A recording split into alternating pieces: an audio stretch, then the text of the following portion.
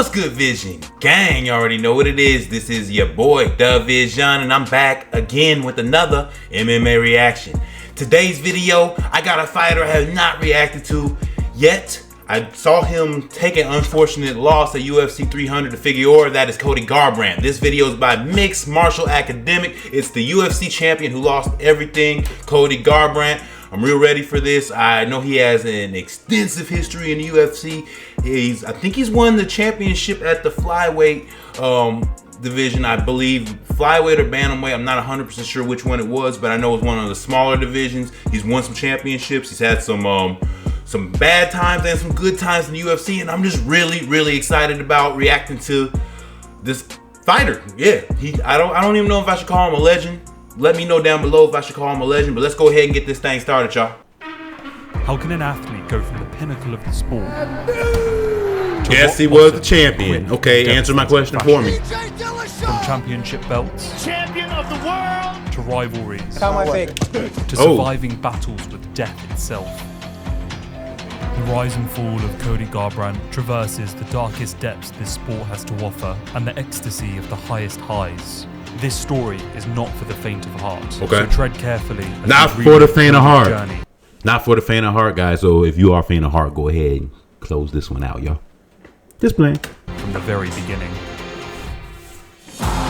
Oh!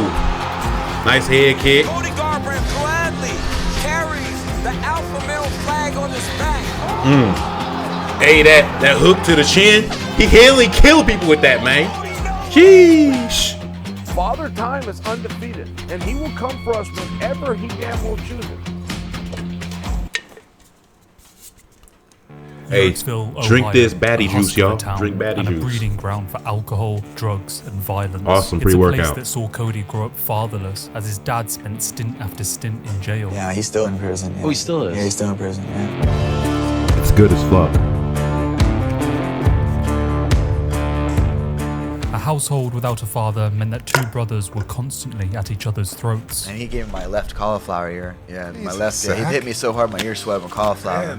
Damn, they didn't drain it? That constant fighting and abuse was energy that needed to be spent on a different platform, lest her boys continue down a darker path. This would lead to Cody being enrolled into his local wrestling squad, there to expend all that pent-up anger and resentment, there to remedy that aimlessness. It was an opportunity that would distance Cody from the same fate as his estranged father, and seemingly all those other lost youths of his community. Cody would take to the sport in spectacular fashion, rising to state champion as a freshman, a truly extraordinary feat and a glimpse into the athletic success to come. But it was a title that Cody would be unable to recapture. That inability to perform at his best due to injury and level of competition was something that ate away at Cody, and soon he would succumb to the pervasive, toxic lifestyle that emanated from the cracks of his desperate hometown. Pulled in by the wrong crowd, he would fall victim to drugs and alcohol. Small town USA. It ain't all sweet like they make it seem on TV. Career sat heavy on Cody, and it took him down a path that many fear most.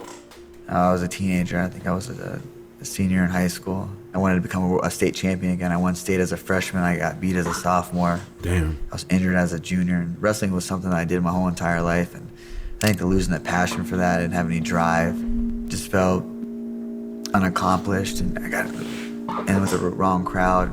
Started, doing some drugs and partying. Yeah, it gets bad. Living super carelessly, and it almost consumed my life. For a while, I wasn't. I feel like that. That's the type of stuff that happens when a guy kind of loses their confidence. They lose their poise about themselves when they take a tough loss and don't have the right people in their corner to kind of build them back up. It's the type of stuff that can happen when they got the wrong people in the corner that take them down to a level because their confidence is down. Now these wrong people are going to grab them and pull them down to their level. It happens all the time. Who I was in a very dark place, very dark place, and almost,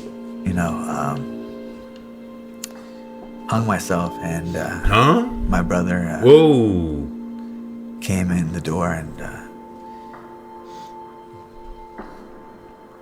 he saved my life. Damn, that's wild. What do you do when you're broken? What do I do when I'm broken? when I'm broken, I relish it. That's what I'm gonna do. I'm gonna use it. Yep, gotta rise up from that pain. Cody's brother, through sheer luck, had saved him from one of his darkest moments, and in those depths, he would accept that there was no chance of pursuing wrestling, so Cody would find a new sport, a sport that brought passion back to his life. But this avenue also created a chance encounter that would change the trajectory of Cody's life irrevocably. He would meet a young boy that could show him life was worth fighting for, Maddox Maple, a 5-year-old who was having his life ripped away from him, but not by choice. He said, hey man, you should hear about the Maddox family, the Maple family. And I was like, no, I didn't. And he explained it to me. It was the family, this 5-year-old was diagnosed with leukemia. You know, just like, it hit me just right in the feel goods. He had been battling leukemia for 2 years as it ravaged his body. Countless cycles of chemotherapy, leaving sores in his mouth and down his throat the size of quarters. It was no surprise that he'd finally had enough. He didn't want to fight anymore. The crushing tide of relentless therapy had drowned any last semblance of hope. He wanted to die, but his family needed him to carry on fighting despite the horrors. That's when they decided to call in the help of a local, undefeated fighter to help him in the battle. And so I come there and I see this little kid. I mean, he looks, just his whole world was 360, spun around and, was going in for a bursted appendix, he thought. Next thing you know, he's got a trach and a port in his chest and he's getting his first dose of chemo. Jesus. Do you remember that day when you first met Cody and what was going through your head at all? I know it's a while ago. I kind of remember. I remember when he walked in, I was a little nervous because I saw this big guy with tons of tattoos. I'm like, what? Who is this? I look at the kid and I'm just like, man, this kid, he had, big, beautiful eyes. I mean, but I just tell he had that look. You see that look before battle? He had that glossed over look, like determination, that focus. Maddox and his inspiring fight through the agonizing and exhausting battle with cancer was an experience that showed Cody his own demons can be fought and defeated. That life isn't something that should just be chucked away just because it's difficult. This is a little kid that had no choice but to wake up every day and battle for his life, and he could find the inner strength to do that. I could wake up every day and I got so much inspiration and motivation through his fight, his battle that he went through. Very inspiring. That boy is tough. Like, that's super inspiring. Like, if he's doing this every day, I can get up and do what's bothering me, because what's bothering me ain't got nothing on what he's going through. And that's a big motivation. That's inspiring as ever. Motivated, stay focused, and even at sometimes the curveballs come, just to stay balanced, just know that it's life's a marathon, not a sprint. So he really showed me that at a young age, and forever grateful for his fight and his strength that he showed that helped me out along my way. And so they made each other a pact, a promise between two warriors, an inseparable bond tied together by an almost unattainable dream. If Maddox promised to beat cancer, then Cody would become a UFC champion. And so imbued with a new drive, they both fought on. We really care for each other. He helped me beat cancer, and when I was down, he made me feel up and get up and take my medicine. That right hook he got is deadly. I like it. I like his right hook. His boxing's pretty good. When you break. So a quick question, you guys. In Cody's prime, like when he was champion, when he was at his best, where would you rate his boxing amongst the UFC guys who really focused on boxing? Like, is he one of the top boxers? Was he like the Poirier of his time a few years back? I know a lot of people say Poirier is the best boxer. Some people say Poirier. Was he on that level skill-wise boxing, or is he more well-rounded? What type of fighter was he? Because I don't think we're really going to get into this fighting style or showing much of the highlights, I don't think. So somebody explain down below, what type of fighter is he? And is it worth going back and watching some Cody fights while he was in his prime? Somebody let me know that down below too, because I am getting into the full fights. So really interested in what fights I should watch. So let me know down below what other fights I should watch, full fights, or what other documentaries you want me to watch. Any great highlight reels out there, I'm going to check them out. So let me know, y'all. You have the opportunity to show the world, the whole world, what you are really made of. Yes. Yes, sir.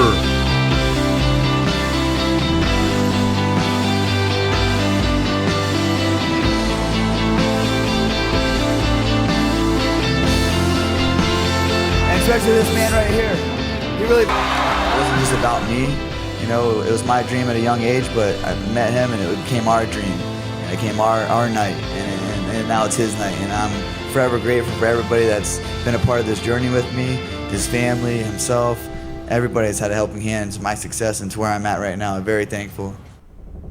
The fall, okay, this is gonna be the sad part, man. The problem with life, however, is that it doesn't have a beginning, middle and end, all perfect and wrapped up. The sun must always rise, and when it does, perhaps it brings with it something that we hadn't predicted. Cody had stamped his place in the division in emphatic fashion, dispatching the consensus GOAT of the bantamweights in a performance it was that bantamweight, okay. Perfect. Cody Garbrandt, the night he beat Dominic Cruz, became the world champion, in my opinion, is the best 135-pound fighter the world has ever seen. He had done this whilst rising out of the palpable darkness He's of that his damn failed good. wrestling career, all the while fulfilling an impossible Well, pact was. with a cancer survivor. It's one of the most beautiful and moving stories the sport has to offer, but the universe had been laying the foundations of a fall to match that meteoric rise. See, Team Alpha Male had produced some of the best bantamweights of all time, and it's no coincidence that they would ultimately step on each other's toes. TJ Dillashaw, a previous champion and the first Alpha Male to snatch the crown, had unceremoniously left the gym in favor to train with his head coach Dwayne Ludwig. Those he left behind, including Team Alpha Male owner Uriah Faber, took insult from this, and fueled by Conor McGregor and the media, a change of gyms for TJ quickly grew into hatred and rivalry between ex-teammates. Ah, there's a little snake in the grass right there. Hey, little boy. How's it going? Are you lost? Yeah, I'd like to congratulate you and your coach Dwayne. Great win, man. Well done. Appreciate it. Uriah thinks Dwayne's a snake, though. A spectacle of a drama that played out for our entertainment on The Ultimate Fighter. Cody and TJ served as head coaches to helm the show, which would culminate in Garbrandt's first title defense against the former teammate and champion of the division. Okay. Whilst the UFC were so probably I'm guessing right here. I'm guessing right here. Dillashaw is gonna beat Garbrandt. That's my guess right here. That had been playing out in the background of the division for the last few years to be entertaining. I don't think they were quite expecting the drama that would ensue. First going out to Team Alpha, never liked the guy. And, that was because I thought it was just his competitive nature. But as time went on, I got to know TJ as a person. It wasn't the case. It was just that he's a dickhead. Oh. He's just a straight up dickhead, huh?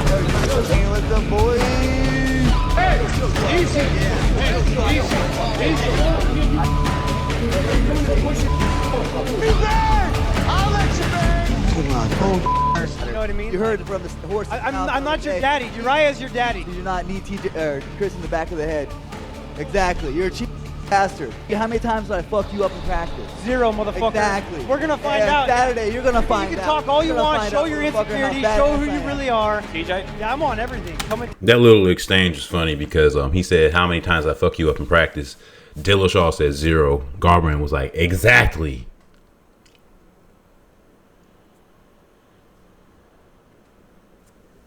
They test me every day, so come on, I'm on everything. You're the one that showed everyone how to do it on Team Alpha Male.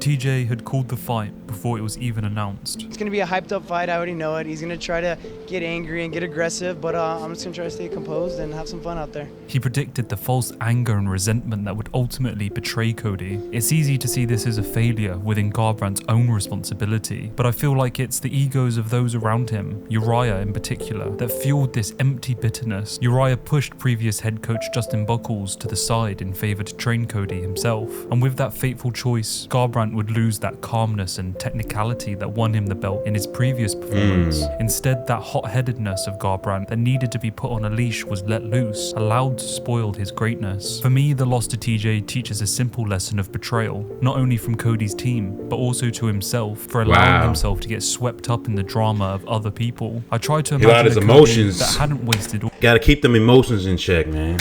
all his energy coming after TJ on the show and in the press conferences, and it's easy to see a different trajectory for his career. But alas, the calmer and more collected opponent walked away with the crown, leaving Cody with the first loss of his professional career. By the time the second fight rolled around, it was already too late. Cody was now a father, and that factor muddied athletic ambition.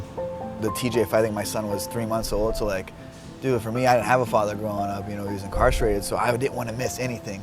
Oh shit, I gotta hurry up and rush to the gym. And I don't think that I was as focused because and not to make excuses or sound, like I am, I didn't want to miss anything in his life. So all right, fuck, I'm not gonna go to the PT. I'm gonna go train hard, and then I felt like just my body. I didn't feel like I got everything I needed out of it. With the Cruz fight, dude, I was Focus. Everything. You're right. 10 Yeah. we were doing 10 rounds of sparring. He's very Sometimes distracted. Just being a father is simply Very more important distracted. than being an athlete. But Cody's that's cool. childhood without a father was a past that still haunted him, and so being He there chose for the his more son, important watching path. him grow, guiding him, and teaching him far outweighed chasing down championships and Money and training. glory ain't that everything. Sentiment would physically manifest inside the octagon cage. Focus drifted, priorities shifted, and that unbelievable rise to the top would be rivaled by an uncontrolled freefall to rock bottom. Okay. Yeah, losing is not cool though. Losing is not fun.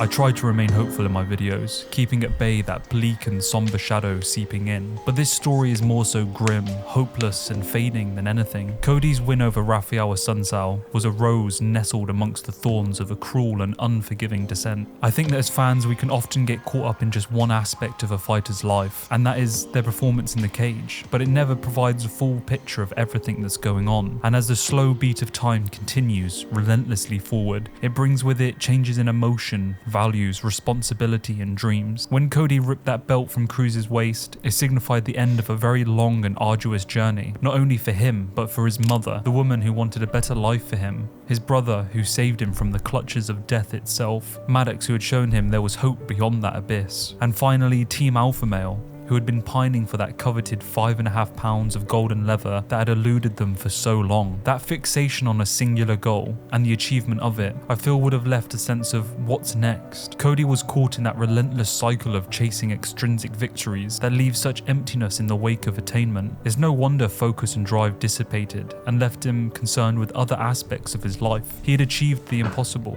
What could ever top that? And it's so easy to see why Cody continues on despite so many setbacks. He now has a son who he needs to teach to never give up, to continue through that grit and dirt. And no matter how low and how beaten you are, there is always a chance to achieve greatness, to grab the unattainable, and to survive the impossible. After all, he knows that in that pervasive and palpable darkness, there is hope. Light holds substance, but the empty darkness defines it. And if anything, it's the words that a 10-year-old cancer survivor has scribbled on a poster, hanging on a wall next to a photo of Cody Garbrandt, that tells a truth more resonant than anything I could ever write. Tough times don't last, but tough people do.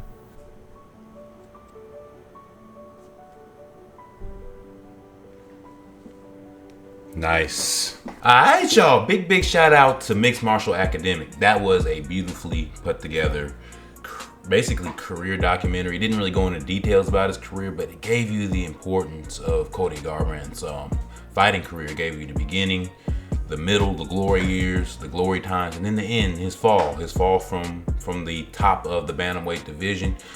His fall really wasn't bad, if you ask me. He became a father. His goals just became bigger than fighting. Like, he wanted to be a good father. He wanted to be the opposite of what the father he had was. He probably had more money and opportunities available, and he took that advantage of that, and he's in his son's life. And not being focused on your career to put a greater focus on your family, I can't knock that. I can't knock that. I'm the type of person, I would never put my career over my family. So at the end of the day, I agree. Like, if you don't have the focus and you end up going out there and you lose, as long as the reason for you not having that focus was near and dear to you, something you don't look back on and regret, then fuck it. Who cares? Like, who cares? Like, Cody Garbrandt, to me, you are the man, and I really like this documentary. Again, big shout out to Mixed Martial Academic. I really like that. You guys, if you're still here at the end of this video and you're not subscribed to the channel, what are you doing? You might as well subscribe now. Hit the subscribe button, and while you're at it, go ahead and hit the notification bell so you can be first to see the videos when they drop at 2 p.m. every other day. And as always, you guys, jab that like button to send this video straight to the stars. And I'm gonna see y'all next time, because this is your boy DaVizion, and I'm out. Peace. I got the vision, I had to leave my haters in the past. Told them good riddance, I don't have to prove that I cannot lose. They know that I'm winning, I don't have to prove that I got the juice. They know that I'm dripping, and I am not finished, cause I got the vision, I had to leave my haters in the past. Told them good riddance.